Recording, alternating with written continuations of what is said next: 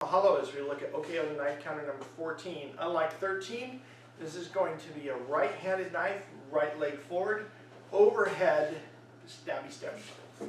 So the first thing we need to do is control our distance and control our entry. We need to go to a zone of sanctuary. With a circular weapon, we have a total of 6 locations that are safe. If me in the center of this screen, I am the opponent.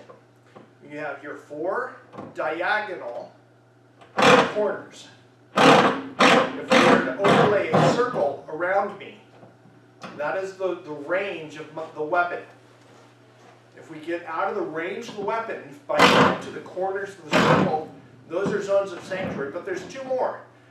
The 2 other zones of sanctuary are, one is immediately in front of your opponent, close, 0 gap, and behind your opponent. In this particular case, we want to go directly into our opponent because we want to control the weapon. So once again, we've got the knife, maybe he's hiding it, and it's an overhead stab. What we're going to do is as he comes in, I'm going to left foot slightly forward, and this is in our green zone coming from 12 o'clock. Step forward, 2 palm strikes or palm blocks. But think of them, once again, like the dolphin tail or like the flipper. I'm going to strike and then hook. And as I hook, once again, my left hand is going to control the hand controlling the weapon because I don't want to get cut.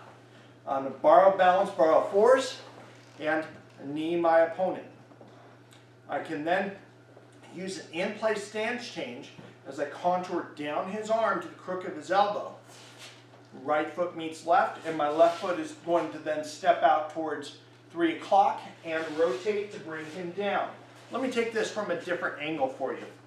And this is now my 12 o'clock. He's going to come in. I'm going to step in, palm, grab, hook, knee. I'm going to control where I step. In this particular case, I want to step basically where my left foot is to allow me to cheat, contour down his arm, and step through to now my 9, rotate and bring his arm across my body. As we have done before, but it doesn't bear, it's worth repeating. Let's take it from this direction. He comes in with the knife.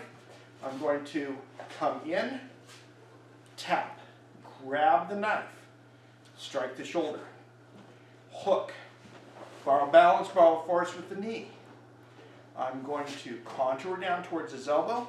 Left foot is going to step towards 9 as I pull him down. The arm is going to come across my body. I'm going to strip the weapon that I've had control over. Now I have the weapon. I respond by either striking, continuing the control, or stomp and proceed in my avenue of escape. Make sure that we follow up, we cross out, we cover out, and we're on guard. We're ready for that next opponent, because in my personal experience, all of my fights, except for 3, have been more than 1 opponent. We do not have the time to spend on beating this poor guy up. I want to make sure I'm ready for the next guy. So this has been a look at OKO Knife Counter number 14. But the big question you might ask is, okay Chris, what are the lessons, concepts, and principles in here? So number 1, we have a zone of sanctuary. We went in towards the opponent to give us time and to control our distance. We used deviate, deflect, control, and disarm. We deviated the path of the weapon, we controlled the weapon, and then we eventually disarmed it. As I hooked his arm and I placed weight on it, I borrowed balance and I created borrow force, once again using the push-pull. And I used a close or a wide kneel to press on my opponent's liver as he's on the ground, allowing me to effect the disarm. Well, this has been a look at OKO Knife Counter number 14. Aloha, mahalo, and live pono.